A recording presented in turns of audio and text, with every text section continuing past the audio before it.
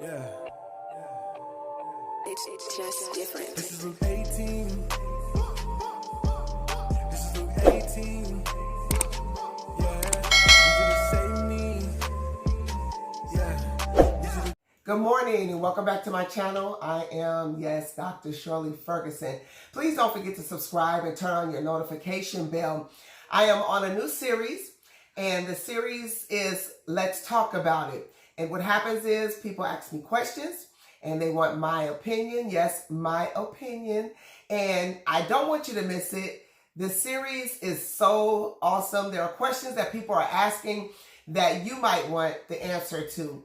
It comes out on Mondays, so I don't want you to miss it. And I want you to stay tuned and let's see the questions and hear the answers of my opinion that is going to be today. I have someone that is always helping me with the questions.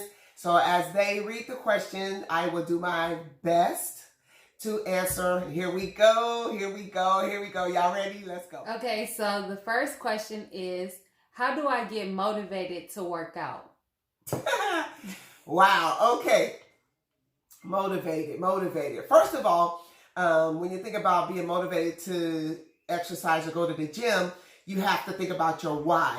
Why is it that you want to go to the gym? What is the reason? Are you going there to, wear your little gym outfits? Are you going there to lose weight? Or is it because of your health? So when you look at it as a health thing, you want to motivate yourself because you want to be able to live a lot longer if you take care of your body. So being motivated, how I do it is I think about my why. I look in the mirror. That's my why. Because if I don't like the way that I look, well, then it's going to motivate me to get up and to go. And for me, I have to go to bed at a certain time because in order for me to get up super early, if I go to the gym in the morning, I have to have enough rest. And if I don't have enough rest, then it's hard for me to get into the gym. So motivation really is why. Your why. Why do you need to go? And once you know what your why is, it really does motivate you to go and to get in the gym. And sometimes, we wrestle in our mind. I'll speak about myself. I can be, laying in the bed. The alarm goes off. And then in my mind, I'm thinking, do I really want to get up? And I just want to wait. I could do it tomorrow. I can wait till next week. I can wait. And we do that wrestling in your mind. And you have to be in a place to where you override the negative and you just stick with the positive. I said I was going to go. I have to be disciplined enough. That discipline word, man, you have to be disciplined enough. You got to know what your why is and discipline just to get up, go to bed on time, to get up, to go. Now, if you go to the gym, if you're a person that's not a morning person and you go in the evening, then you have to make sure that you motivate yourself enough to go in the evening. Bring your gym clothes. Even in the morning, have your gym clothes out so you can see them before you go to bed so you know this is what I'm going to do. Some people, what they do is they'll put on their workout clothes when they go to bed, which, hey, everybody has their own way. But for me, I just know that I need to get up. And people that go after work, you just bring your gym clothes with you so you can change while you're at work, because a lot of times if you're at work and you don't have your gym clothes and you go home, most of the time you're going to want to stay at home, right? You're going to want to just kick back on the couch, watch TV or whatever else, cook dinner, whatever you have to do. So I think the motivation part is your why. Why do you want to go? What's your reason? And once you have that really down on the inside of you, the reason why you need to go, most of the time people that I know that go to the gym, it's either because they want to look better or they have a health problem. And when it's a health problem, that to me is enough motivation to go, because if you don't want to be on any type of medication or anything like that, you probably do just need to have your why and the reason why you need to go. Was that answer? Oh, I have another question. What do I do when I've been going to the gym a week straight and I'm getting on the scale and I keep seeing the same result? What do I do? How do I stay motivated in that time? Okay, that happens a lot. What I found for me, what I do is I don't weigh. I used to weigh myself like every day, man. I'm telling you, you get on the scale, it's like, it's not going nowhere. What's the point? Why am I working out? But we have to realize that our weight fluctuates depending on water. Most of the time it's water weight. And I hear people a lot of times say that they lost 2 pounds or they lost, 3 pounds in a day. usually it's just water weight. And we also have to understand the way that the process goes is 80% is your nutrition and 20% is your workout. So if you're not eating clean, meaning you're not doing donuts and cakes and cookies and ice cream, if you're eating clean, like vegetables and salads, and even with the salads, you know, I see people sometimes maybe eat a big old salad and then they pour all this ranch dressing or Thousand Islands, and it's like, well, that stuff has a lot of fat. So if you look at the back of the container, it'll tell you how much fat is in it. And then like if you do a tablespoon or 2 tablespoons, how much fat is in it, and then it shows you the calories. So you kind of defeat the purpose of doing a salad if you're loading it with calories. But getting on the scale is not a good thing because you get depressed, and when you get sad or depressed, you hold on to fat. I learned that through somebody else. But so for me, getting on the scale every day defeats the purpose. I think that if you do it once a week or once every other week, I think it's better that way. And as long as you're doing the things that you're supposed to do as far as eating right, drinking enough water. They tell you about drinking water. Some people say you only need 6 glasses or 8 glasses. I try my best to do a gallon. Your weight is, you drink half of the water of whatever your weight is in ounces. So I drink only a gallon because I started doing that a few years ago, and I find it to be pretty good. Sometimes I make it, sometimes I don't. I don't beat myself up. I just drink as much water as I can. So getting on the scale every day is a no-no for me because it does kind of depress you, and then you just feel like, well, I might as well just eat this cake because nothing is happening. So that's my answer to that as far as like getting on that scale. That scale is, woo. A lot of times your scale be lying. Okay, so the next question is, what do you think about online dating? Ooh, that jump from a fitness to an online. Okay. Online dating. Well, I came up in a time where, of course, there was no computers. I know that sounds old, huh? But I'm not that old, y'all. So we dated from meeting people face to face, you know, like at school or dances or stuff like that, or grocery store, what have you. But the online, I think, is what everybody is into now, since this is like a tech world. But for me, I think when you have online dating, you really don't get to really know the person, who they really are, because they're hiding behind the computer. Talking on the phone is cool, but you really still need to meet the person, because once you meet a person, for me, when I meet a person, I kind of get a feel for a person, have that little discernment kick in, and you kind of know what the person is about. And for me, I just think it's better to find people in person, and even if you met them online per se, and sound like, you know, it's a good thing, you still need to meet them in person. I've heard people that have dated people online and from a long distance never met them, and they've been together for like a year or two, and I'm kind of not understanding that. But hey, that's what you like, that's what you like. But for me, I would rather meet a person in person and talk to them face to face, because I can kind of see their demeanor. I can talk to them. When you're talking face to face, people don't have a chance to think about anything, right? But when you're like texting and stuff, people have time to think about what they're going to say. And I need to know your answer when I'm asking you a question. And that might sound a little old school, but it worked for me. I met my husband through, like high school, and after high school, I knew him in middle school, or he knew me in middle school. And high school, right at the ending of high school, we kind of connected. And I mean, that's the way I always done it. And I'm glad I'm not in the generation of this online stuff, because, you know, it's hard to kind of switch. But if that's the way people want to do it, then you just do it that way. But just be cautious about that, because you really want to know who this person is and what they're really about, and you got to know their background. So I have a question with that. Like, when I get ready to meet the person, what are your tips on being cautious? Like, you know, meeting in the day or whatever. Okay, so if you ever meet up with a guy, say you're a girl and you meet up with a guy, why not meet in the daytime? get to see them in, really like it's daylight. You can see everything.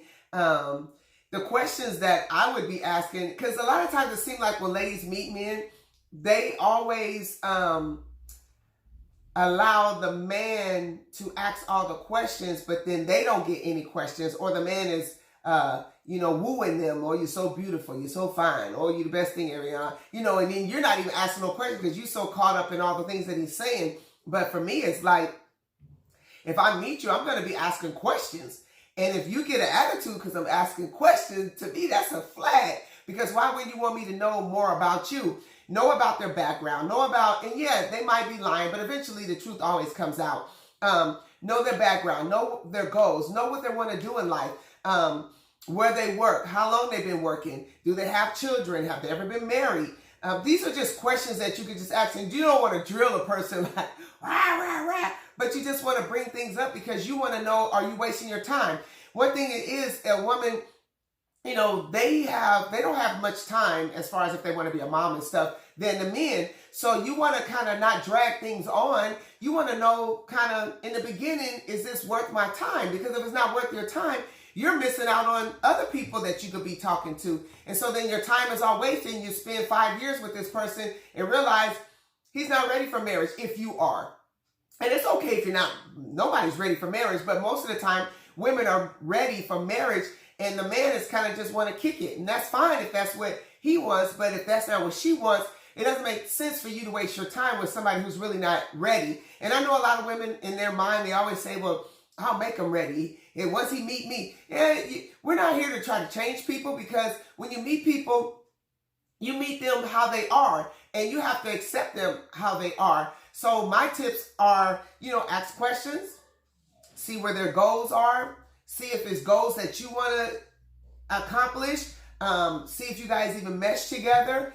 Because like I said, I think in my other video, how can two walk together unless they agree? If you're in the path of going in the left direction and I'm in the path of going in the right, then it's kind of like wasting our time if we know that we're not going to ever come together and agree on anything. So another tip is, if you were to meet someone, I suggest that you give somebody that you know the information of the person, their name, where you're going to meet, because I remember back in the day with my mom, she would, if I was going to go out somewhere with a guy, she would get their driver's license information. She would get their license plate number. She would get all that information, and she didn't do it discreetly. She did it out in the open because she wanted the guy to know that she knew who they were, their license plate number and their license number and all that. And then I did it with my daughter, and I told her, I said, tell them that your mama crazy. And then let them know that I have all the information, because you want to know that, because sometimes we'll be so secretive and we don't want nobody to know, but then we find that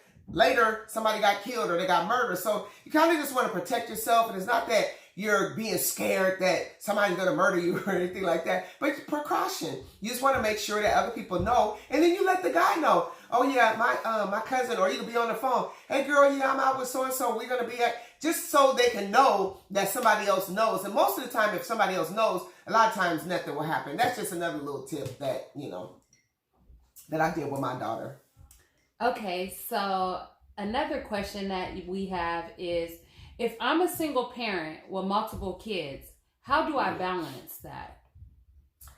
Single parent, mom with a bunch of kids. Mm-hmm. They didn't say how many. So just a lot of kids.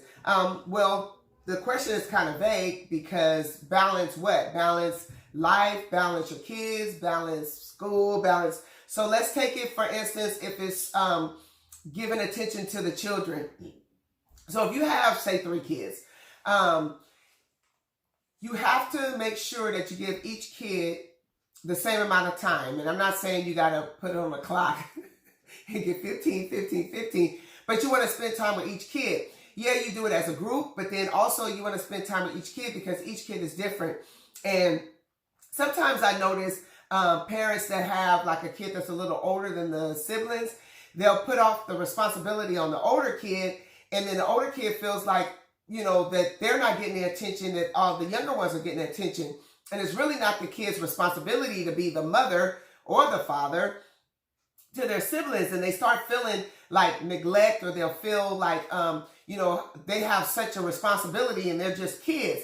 And I understand sometimes, we have other things we have to do, and our oldest should, take care of the kids, which is cool. But you don't want to put that on them as a responsibility, because they haven't even grew up and had time to be a kid. And so you're putting this responsibility on them. Spending time with each kid, meaning that if two of the kids are watching TV or playing the game or what have you, spend time with one of the other children. You want to take them out individually. Sometimes, of course, you can't do that, but try to find time to spend with each child, because each child is different. My son at the time was kind of more laid back than my daughter. My daughter was real busy, but my son was kind of like a cool person. He wasn't tripping, but really I had to realize, even though it seemed like he wasn't tripping, he probably was, because, when you have a baby, you spend more time with the baby. And so I had to stop giving all my attention to my daughter, because I didn't want him to feel like he wasn't important anymore. And it's very important to do that with your children, because your children are just kids. And sometimes we realize why we don't understand why kids act out, and we can spank them and, put them in the corner, whatever y'all do nowadays. But, you do all this stuff to the kids, but you really need to find out, why are they acting out? What is the reason? Because it could be some things that's going on at school. It could be going on at the house, or how they feel, how you might be giving more attention to another child. And it's very important, because kids act out what they feel, because it's most of the time they don't know how to express it. So it's very important as a parent to really take time to talk to your children and to spend time with them, so they can know that you're listening, that you care. And they, sometimes I hear people say, well, they know I love them. Well, really, love is more of an action than just saying that you love them. And you need to spend a little time with them, hug them, kiss them, and all that, because really life is really short. I was talking to a young lady this past week, and I was telling them that life is so short that we argue, we fuss, and we fight about things that we shouldn't even spend time with. And so when you have kids, you want to spend as much time as possible with them, because they didn't ask to come here. Just like I didn't ask to come here, but I came here. But my mom and them spent time with, we had, it was 4 of us, and it was 3 girls and my brother. But my mom and dad, they really did spend time with each of us. And so I did the same thing with my kids. And I think that it's good, because when you talk to children, you find out that they feel neglected, or they feel like, the other brother or sister has more attention from the parents than they did. And you don't want your kid to feel sad or down. Well, I don't. I don't even know your kids. But I just know that kids, they do react, and they act out what they're feeling versus verbalizing what they feel. My question is, if you have an age gap between children, so one, let's say you have a baby and then you have a 4-year-old, how do you balance that? Because one child needs more attention. Yeah. So with my kids, they're 6 years apart. So, and I thought I was doing something right, because I said, I want my son, I want him to have all the attention, and I waited. I should have had my baby boom, boom, boom. I should have had them all back to back because of the gap. But mine are 6 years apart. And what I did with them was, when, say my son, he'll be watching, he used to love 101 Dalmatians. And so he would watch that. And while he was doing that, then I would be giving time to my daughter when she was born. And then I would let him have time with her. I would let him hold her and feed her and, do all the things like that. And so it made him feel a part. So when you have an age gap difference, my thing is just making them feel included. Even when, say, the youngest one, you really want to spend more time because they're a baby, and we get that. But you want the other child to feel like they're a part too, like they the big sister or the big brother, and, let them make the bottle and let them, so then they feel like they're a part. Because when all your attention is on one kid, we already know it's just like in life. The other one feels neglected or they feel rejected. And like I said before, they're kids. They don't know the difference. They don't know that. So we as parents, we're older. We have to let them know that they're very important, that they're the big brother, the big sister, and make them feel a part of the younger one. Those were my opinions. Yes, my opinions. If you have any comments or you have any questions, you can leave them below. Also, if you want to email me, because I get a lot through email also. Don't forget to stay tuned for the next video. And always remember that getting free from people is the key to unlock your full potential. Until next time, see you next Monday.